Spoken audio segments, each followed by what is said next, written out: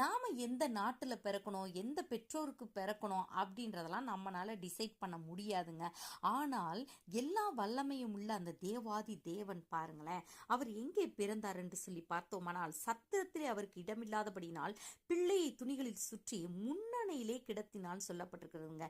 அந்த மாட்டு தொழுவத்துல தான் தேவன் பிறந்தார். அப்போ இதுல இருந்து நாம என்ன தெரிஞ்சுக்கலாம்னா, அவங்க அந்த தேவ திட்டத்தின்படியான அந்த இயேசு ராஜாவை பெற்றெடுப்பதற்காக அவங்க சத்திரத்துல இடம் கேட்குறாங்க, அங்க இடம் கிடைக்கல.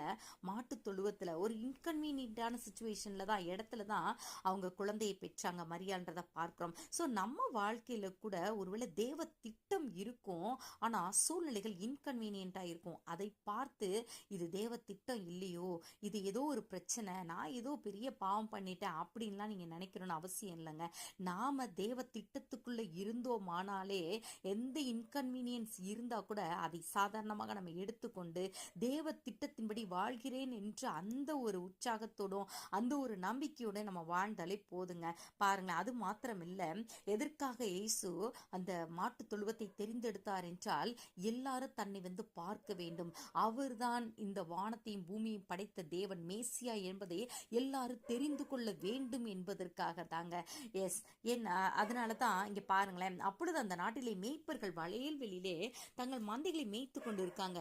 அப்போ தேவதூதர்கள் அவங்க கிட்ட போய் நிற்கிறாங்க, நின்று சொல்றாங்க, இதோ எல்லா ஜனத்துக்கும் மிகுந்த சந்தோஷத்தை உண்டாக்கும் நற்செய்தியை உங்களுக்கு அறிவிக்கிறேன், இன்று கர்த்தராகிய கிறிஸ்து என்னும் இரட்சகர். பாருங்களேன், கர்த்தர் கிறிஸ்து, கிறிஸ்துனா மேசியா, அபிஷேகப்பட்டவர் அர்த்தம், ரட்சகர். அவர் ரட்சகர் உங்களுக்கு தாவீதின் ஊரிலே பிறந்திருக்கிறார் அப்படின்னு சொல்றாங்க. பாத்தீங்களா, இதுல எத்தனை பெரிய காரியம் இருக்குது. உங்களை ரட்சிக்க வந்த தேவன் இங்கே பிறந்திருக்கிறாருன்னு சொல்லிட்டு. ஸோ ரட்சகரை, நம்மை பாதாளத்தின் வல்லமையிலிருந்து மீட்க வல்லமை உள்ள தேவனை, அவருடைய ரத்தத்தினாலதான் நமக்கு ரட்சிப்பு இருக்குதுங்க. இயேசுவின் ரத்தத்தினால நம்முடைய பாவங்கள் கழுவப்படுமானால் நாம பரலோகத்துக்கு பங்குள்ளவர்களாக இருப்போம். அந்த பாவத்தினுடைய ஃபோர்ஸ் வந்து நம்ம மேல இருக்காதுங்க.